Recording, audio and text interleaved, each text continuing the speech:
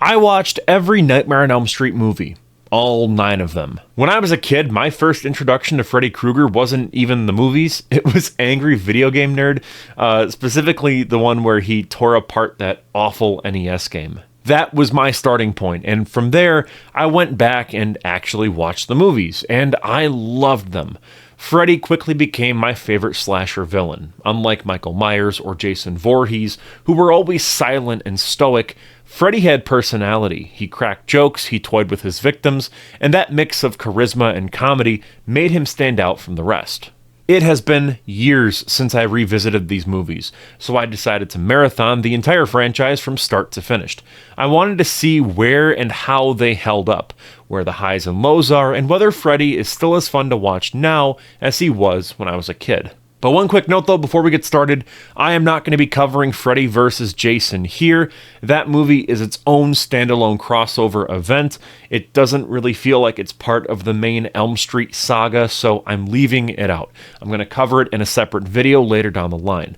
What we're going to be looking at today are the 9 films that make up the actual Nightmare on Elm Street series. So let's go through them, one by one, starting with Wes Craven's 1984 original.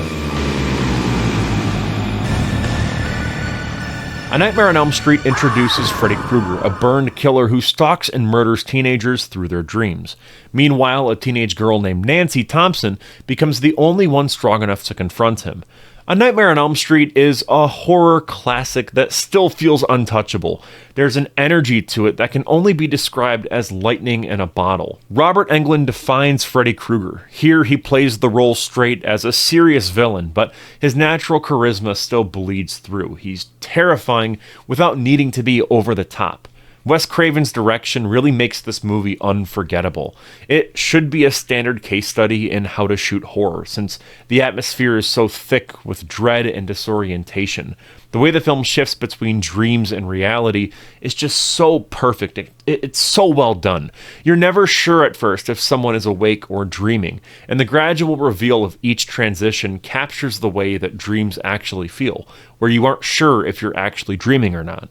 I mean, we've all had that moment of forgetting that we're dreaming until we wake up. And Craven taps into that exact sensation perfectly, and it's what makes the film so unnerving. I'm crazy after all. The cast is strong across the board. We have a very young Johnny Depp making his debut here, and while he's fine, he doesn't really steal the spotlight either. Heather Langenkamp does, though. Nancy Thompson is one of horror's best final girls. She's resourceful, grounded, and easy to root for. Even with a lower kill count than some slashers, the movie benefits from it. The characters are written with care, and that makes them memorable. I'll always prefer a smaller cast with personality over a body count that's being padded with bland extras. That said, the movie isn't completely flawless. The first act really loses momentum. The standout blood geyser kill with Johnny Depp is then followed by a series of weaker moments. The climax feels very underwhelming compared to what came before, and the ending is notoriously bad. Nancy's mom is yanked through a door, and it's one of the worst special effects in the entire franchise. It's a gimmicky finish that undercuts the film's mood. If it ended with Nancy's mom waving as the car drove off, it would feel complete. It'd be so perfect. But it just doesn't. And despite its flaws, A Nightmare on Elm Street still remains one of the strongest films in the franchise and an essential horror film. It's not my favorite, but it laid the foundation for Freddy Krueger as a cultural icon, and it delivered a story that still resonates to this very day. Nightmare on Elm Street 2: Freddy's Revenge follows Jesse Walsh, a teenager haunted by Freddy Krueger after moving into Nancy Thompson's old house. Freddy tries to possess Jesse's body to continue his killing spree in the real world. Okay, so this movie has a reputation, and for good reason. It's often called one of the gayest horror movies ever made, and the homoerotic undertones are impossible to ignore. For me, that's not really a problem. In fact, it's one of the more interesting directions that the series could have gone in.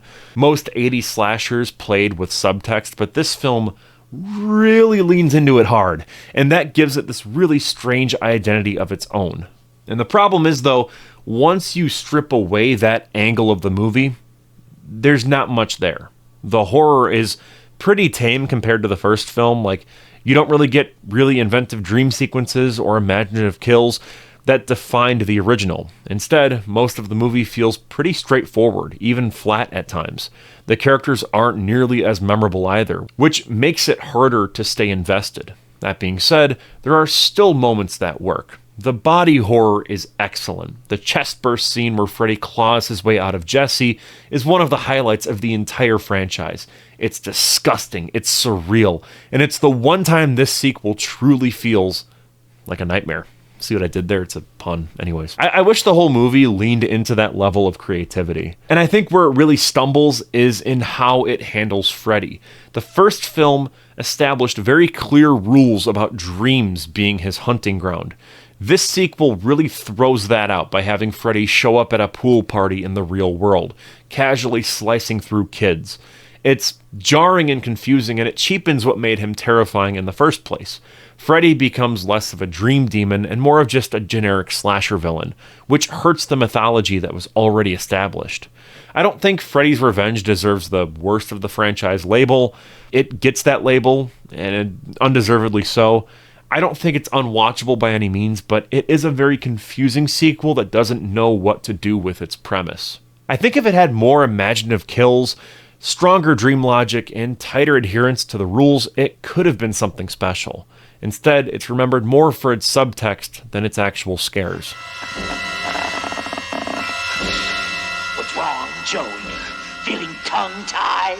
Nightmare on Elm Street 3 Dream Warriors brings Freddy Krueger back to terrorize a group of troubled teens in a psychiatric hospital. United under Nancy Thompson's guidance, they learn to fight Freddy within their dreams, turning their vulnerabilities into strengths. Dream Warriors feels like the series finally unlocked its full potential. The kills are wild, creative, and unforgettable. Freddy transforms into a TV and smashes someone's head through the screen. He puppeteers another victim by their veins, yanking them around like a grotesque marionette. And these sequences are so disturbing, surreal, and imaginative in a way that only this franchise can deliver. The cast here is larger than the first two movies, but everyone gets their moment. What makes them work is that each character is broken in some way. They're not generic teens waiting around to be killed off. They're kids with trauma and flaws and issues, and it makes them very vulnerable and very relatable. I think that layer of humanity really gives their deaths even more weight, and it makes their resistance against Freddy more compelling, since you actually want to root for them. The practical effects are another major highlight. The stop-motion skeleton fight between Nancy's dad and Freddy's corpse is absurd, but in the best way possible. It embraces the supernatural side of the series while still keeping the stakes high. On top of that, the soundtrack delivers one of the coolest tie-ins in horror history. The closing credits roll with Dawkins' Dream Warriors, and if you haven't seen the music video, you're missing out on a piece of pure 80s glam metal brilliance. This film hits a sweet spot in the franchise. It balances the serious horror tone of the first movie with the playful camp that would define Freddy's later appearances. It's scary, stylish, and over the top without losing any focus. For me, this is the best entry in the entire series. It captures the creativity and the spirit that makes Nightmare on Elm Street so unique, and it hasn't been topped since. Spoilers for the rest of the video, I guess, but yeah, this is my favorite. I'll see you in hell. Tell him Freddy sent you. Nightmare on Elm Street 4, The Dream Master, continues Freddy's killing spree as he hunts down the surviving Dream Warriors before targeting a new group of teens. Alice, a shy girl who gradually gains the powers of her fallen friends, becomes Freddy's new adversary. This is where the franchise swerves very hard into camp. The horror and the gore that made the first three movies so effective are swapped out for goofy spectacle. Freddy never really stalks his victims with dread anymore. He gets into a kung fu fight with one of the kids, and it's not even remotely terrifying. It's just silly nonsense. And on top of that, the lack of gore is very noticeable and very frustrating. When your kills don't deliver either scares or blood, it feels like the series is really losing its edge. And I get the MPAA was probably a big factor, but still. The cast suffers too. Most of the characters that were introduced in Dream Warriors are either recast or killed off way too early, which is such a waste. Those characters were so well written and memorable, and there was a real opportunity to keep them around for longer arcs. Instead, The movie just hits reset and replaces them with new faces, most of whom don't make much of an impression. It's disappointing, especially since continuity was one of the strengths of Part 3. That said, though, the ending deserves a lot of credit. Freddy's death scene is so awesome. It's one of the high points of the movie, and it works so well, but the road to get to that death scene is weak. By the time you finally see something impressive, you've sat through a lot of half-baked ideas and misplaced humor. The Dream Master is a letdown, especially after how good Dream Warriors really was. It abandons the horror roots of the franchise for really campy gags that don't always land. I know a lot of people love this one, but to me it just feels thin and uninspired. It's a sequel that feels like it coasts off the Elm Street brand as opposed to trying to earn its namesake. It's a boy! Nightmare on Elm Street 5, The Dream Child, follows Alice, now pregnant, as Freddy Krueger tries to return by invading the dreams of her unborn child. The film digs deeper into Freddy's origins while pushing the franchise into darker, more grotesque territory. The standout feature of The Dream Child is Freddy's backstory. His mother, a nun, is assaulted by inmates and gives birth to him as a child of pure evil. It's one of the most disturbing origin stories ever given to a horror villain, but at the same time, it really undercuts the simplicity of the original film. In the first movie, Freddy was just a child murderer whose vengeful spirit returned after his death. But now the narrative shifts into something predetermined and almost biblical. It's messy and arguably convoluted, but I do think it's interesting to watch unfold, and it keeps the franchise interesting. The human characters aren't much to write home about. They're pretty forgettable, especially compared to Dream Warriors, which is like the gold standard at this point, and the story just doesn't really give them much to do. The kills, however, mark a step up from the Dream Master. I find them to be very creative and grisly, and they lean into grotesque imagery without completely collapsing into parody. The body horror is impressive, and the film's fixation on themes of pregnancy, birth, and infants gives it a very surreal edge. It's reminiscent of the kind of raw, disturbing imagery that Kurt Cobain would use in a lot of his artwork. Dark, haunting, and strangely poetic. That being said, though, the movie struggles with balance. For every strong idea, there's another element weighing it down. The grotesque imagery works, but the story doesn't always support it. The kills are creative, but the cast isn't strong enough to make them memorable. By this point in the series, the constant cycle of Freddy dying and returning starts to feel very repetitive. The Dream Child lands in the middle of the franchise's quality scale. It's not among the best, but it's not scraping the bottom either. There's enough creativity and bold imagery to make it interesting, even if the execution is very uneven. By the end, you can feel the fatigue setting in, and it's clear that the franchise needs to do something drastic to move forward. Now I'm playing with power! Freddy's Dead: The Final Nightmare was marketed as the end of the Elm Street saga, with Freddy Krueger hunting down the last of Springwood's children before facing his supposed final defeat. By this point, the franchise fully abandons horror and embraces comedy. Freddy isn't a monster anymore, but a gag machine. The kills are absurd to the point of parody, and they aren't scary in the slightest. Normally that would be a problem, but what makes this one a little easier to swallow is that it commits to the bit. I'm afraid of heights. Don't be a pussy. Instead of trying to awkwardly balance horror and humor, it just goes all in on the ridiculousness. You can see it in sequences like the infamous Nintendo Power Glove scene. Freddy literally turns a victim into a video game character and plays them to death. It's dumb, it's campy, and I love it. Unlike some of the weaker sequels, this one doesn't really try to pretend to be anything else. It knows what it is, and whether you find that entertaining or unbearable depends on how much you enjoy Freddy as a cartoon character instead of a villain. But where the film really stumbles is the finale. Freddy's death scene should have been a big deal, since this was supposed to be the final nightmare. Instead, we get a cheap 3D gimmick with his head flying toward the screen and chomping on itself.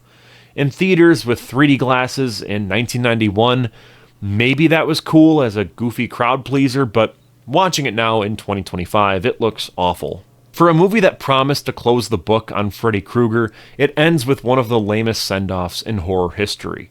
Freddy's Dead is a very strange entry since it's not scary and it really isn't trying to be scary either. As a horror movie, it completely shits the bed, but as a comedy, it at least knows what it's trying to do, and that makes it more watchable than some of the awkward middle sequels, but it also highlights how far the franchise drifted from what made it special in the first place. Let's say hello to Robert Englund! Wes Craven's New Nightmare takes the Elm Street series into meta territory, with Freddy Krueger escaping the world of fiction and haunting the real lives of actress Heather Langenkamp, director Wes Craven, and others involved in the original film. This is one of the strangest horror sequels ever made. Not strange in concept, it's basically Freddy returning again, but strange in execution. The movie is unapologetically meta, breaking the walls between fiction and reality in a way that feels ahead of its time. Honestly, I'm shocked New Line executives even signed off on this. It feels less like a sequel and more like Wes Craven just taking a sledgehammer to the franchise that he created. It reminds me a bit of Gremlins 2: The New Batch. That's a sequel that gleefully dismantles what came before it. And New Nightmare works almost as a spiritual follow-up to the first film, ignoring most of the sequels. Setting it in the real world gives it a really fresh edge, and Freddy isn't just tormenting teens anymore, but worming his way into the lives of the people who made him a character. I think that framing makes the kills even more unsettling, and it injects some much-needed creativity back into the series. Visually, there are some things that don't hold up. Freddy's redesign, I'm kind of mixed on. The green hat and the latexy makeup just doesn't work for me. It's very clunky.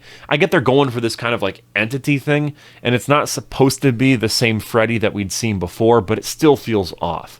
The hat and the mask just don't have the same punch as his classic look. That's a minor issue, though, compared to how bold the overall concept of this movie is. And what makes it really stand out is how smartly it handles its meta layer. Stories about filmmaking can collapse under their own weight, but Craven keeps it clear and cohesive. It's ambitious without being too confusing, and it feels like a filmmaker wrestling with his own creation. In many ways, this should have been the last Elm Street film. It gives Freddy a new context, it delivers a meta commentary on horror, and it closes with enough finality to feel satisfying. But of course, it didn't end here. Instead, we got a crossover with Friday the 13th, and then an awful remake in 2010. But despite that, New Nightmare is one of the strongest entries in the series, and it's proof that Wes Craven was always capable of breathing new life into horror when it needed it most. You have nothing to worry about. The 2010 remake of A Nightmare on Elm Street reimagines Freddy Krueger as a child predator who returns from the grave to haunt teenagers in their dreams. A new cast steps into the roles once held by horror icons, with Jackie Earle Haley taking over as Freddy. And just getting this out of the way, this is one of the worst horror remakes that I've ever seen. Everything about it feels hollow. The dream sequences, which should be the backbone of the film, are flat and unimaginative. They don't feel surreal or unsettling. Instead, they just blend in with the real-world scenes because they're shot the exact same way. There's no visual language to tell you when reality has slipped into a nightmare. The cast doesn't bring much life either. The performances are wooden, as if everyone is just going through the motions.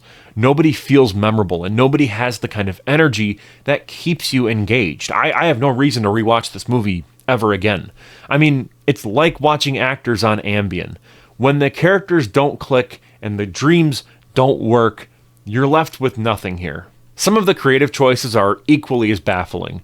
The most glaring is rewriting Freddy's origin to make him into a pedophile rather than a child killer. I get both are pretty bad, but that change kind of shifts the tone into something really uncomfortable without adding anything of value. Worse, Freddy himself is stripped of the charisma that made him an iconic villain. Jackie Earle Haley was a solid casting choice on paper, but he delivers such a cold, lifeless version of Freddy. There's no menace or any fun to it. There's no personality. It's just a guy in pretty bad makeup with nothing to offer. The kills are weak, there's an over-reliance on CGI, the atmosphere is dull, and it has that late 2000s, early 2010s aesthetic that feels so dated, where everyone just looks like a model, and it's just, it's too polished. It's not scary, it's not entertaining, and it doesn't even work as an unintentional comedy. It's a bore to get through. The 2010 remake embodies everything people complain about when it comes to reboots. It's soulless, uninspired, and completely unnecessary. It doesn't respect the source material, and it doesn't bring anything new to the table. It's the lowest point of the franchise, and the kind of film that makes you question why it was made in the first place. And it makes me so upset that it's the last entry in the franchise. Like, we gotta have something here to kind of save it a bit, right? Like, this can't be the last one. It's so awful. If I had to rank these from best to worst, I'd start with Dream Warriors at number 1. That movie nails everything I want out of this franchise. Right after that is the original, which is a stone cold classic. Third place goes to New Nightmare for how bold and creative it is. After that, we've got Freddy's Revenge, which is flawed but thematically interesting, followed by The Dream Child, which has some strong ideas but doesn't fully come together. After that is The Final Nightmare, which is goofy fun but far from scary. Second to last is The Dream Master, a big drop in quality after Part 3. And dead last, without a doubt, is the 2010 remake, which is just flat out terrible. I'm sure that my ranking is probably wildly different from yours, so feel free to comment and share your ranking down below in the comments. And with all that out of the way, I'm Cole McCormick, you're watching Firewood Media. Huge thank you to our channel members. Your support makes these videos possible.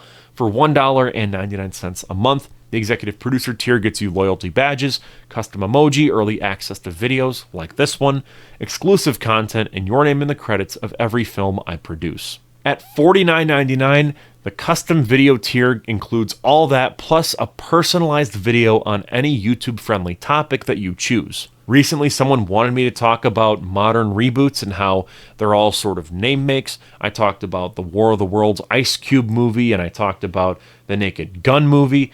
So that was one of those custom video tier ones. If you want to see me talk about something, consider becoming a member in that tier. Either way, thank you so much for watching, and I will see you in the next one.